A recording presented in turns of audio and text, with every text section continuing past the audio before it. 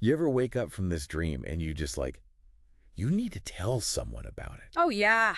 But then when you try to explain it, it's like, how do you even put that feeling, that like almost tangible reality had in the moment into words? It's impossible. It's like trying to, I don't know, explain the ocean to a fish or something. Absolutely. And that's kind of the feeling I get with this whole idea of the radiant form, which is what we're diving into today. Right. This concept, it seems to pop up in mystical traditions all over the place, but there's not always a ton of like concrete explanation, you know? Yeah, it's definitely got that air of mystery to it. Yeah. For sure. Luckily for us, though, we've got some excerpts from a text Okay. simply titled The Radiant Form. Just straight to the point. I like it. Straight to the point. So no beating around the bush with this one. I mean, what's really stood out to me, even just starting to read this, is how this radiant form is framed.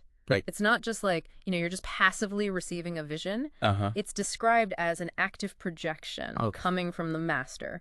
But, and this is the really interesting part, is that it's specifically a projection from the Sheb. Okay, now hold on. Let's rewind for a sec. Right. Shabbed. Right. Not exactly a word you hear every day. Not exactly water cooler talk. So break it down. Okay. What are we talking about here when we say shabbed?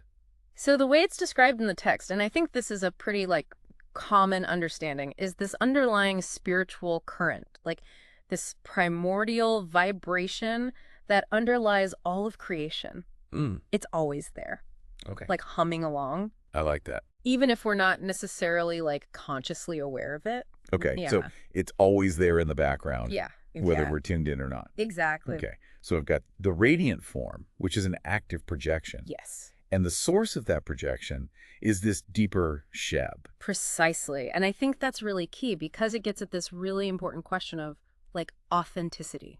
Oh, interesting. Right. Because, if we're talking about, there being beings beyond our normal perception, how do we know who's legit? Yeah, it's like, how do you tell? Right. Who's the real deal? And so the text seems to be suggesting that this radiant form originating from the Sheb is like a spiritual ID check in a way. Oh, I like that. Right. So it's got, instead of just any old signal, it's got that master-approved stamp on it. Exactly. Okay, but then this is where it gets this is where I tripped up a bit in the text. Okay. Because it also mentions potentially hundreds of thousands of disciples. Right. So does that mean hundreds of thousands of separate radiant forms? Yes, that's a really good question. And it's one that the text actually addresses head on. Okay, good. It uses this analogy of a radio broadcast. Okay. So just because you have millions of people tuned into the same radio station, Right. it doesn't mean that the broadcaster is physically crammed into every single radio. Good point. It'd be a very crowded radio. Yeah, a very crowded, very loud radio. Each listener just gets their own, reception of it. Exactly. And that's where I think it gets really fascinating here. Okay. Because it's suggesting that even though the source of the radiant form is this, universal Shabad, Okay. the way it's experienced is deeply individual. So it's not like this mass-produced spiritual experience. It's more personalized. Exactly, tailored. Okay. Yeah, that makes me think about, what it even means to connect with something higher, if it's that individual. Yeah, absolutely. And it really, I think, challenges a lot of assumptions about spiritual experiences being, by default, these collective things. Right. Yeah. Whereas this is pointing towards something that's deeply personal, like a one-on-one relationship with this radiant form. Makes you think, huh? Yeah, it really does. Yeah. This whole personalized aspect to the radiant form, it's really got the wheels turning, It's a fascinating concept, isn't it? But there's this other piece in the text that honestly has me a little stumped. Okay, what's that? So it talks about how love for the physical form of the master can actually help us connect with the radiant form, which, if we're remembering correctly, exists beyond the physical. Right. And that just seems a little backwards, doesn't it? It does seem like a paradox, right? Yeah. How can something so rooted in the material world lead to something so, immaterial? Exactly. I think the key might lie in how we understand visualization. Okay. Because even in our day-to-day lives, right, focusing on something tangible, a beautiful sunset, a piece of art, even just a really well-made cup of coffee, it can shift our internal state. Oh, totally. Like when I'm feeling really scattered and I just take a walk outside, look at some trees, suddenly I can breathe again. Exactly. And what the text seems to be suggesting is that love for the master, when it's nurtured through their physical form, It acts as that same kind of anchor for the mind. Okay. It provides that focal point. So it's not about, like, getting fixated on the physical form itself. Right. It's more like it's a bridge Exactly. to something deeper. A stepping stone, yeah. Okay, that makes way more sense. And what I find even more fascinating is that the text actually says that a connection with the radiant form is possible even without prior visual knowledge of the master. Really? So you wouldn't necessarily need to have, like, seen a physical representation or an image or anything like that. That's what it seems to suggest, yeah. Like, that potential is already there within us inherently. But, and this is a big but, the text emphasizes that visualization, especially when it's fueled by, like, genuine love and devotion, it acts as a really, really powerful catalyst. Okay, so it's like having that image, that connection to the physical form, it can almost, like, amplify things. Yeah, exactly. Like Yeah. adding fuel to the fire of that internal connection. I like that. So what happens when you make that connection, when you tap into that radiant form? Well, the text describes some pretty remarkable effects, and one that really stood out to me was this idea that when you truly connect with the radiant form, worldly problems don't just like disappear.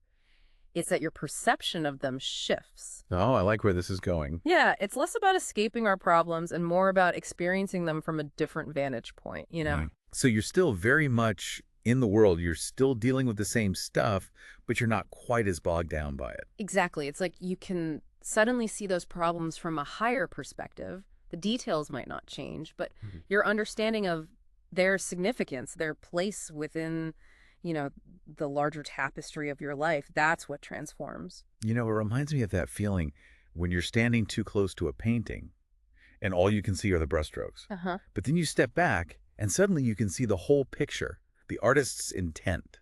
That's a beautiful way to put it. Could it be that the radiant form offers that kind of expanded perspective? I think that's a really, really powerful way to think about it, yeah. Okay. And actually, that's a perfect segue into another part of the text that I found really intriguing. Okay, lay it on me.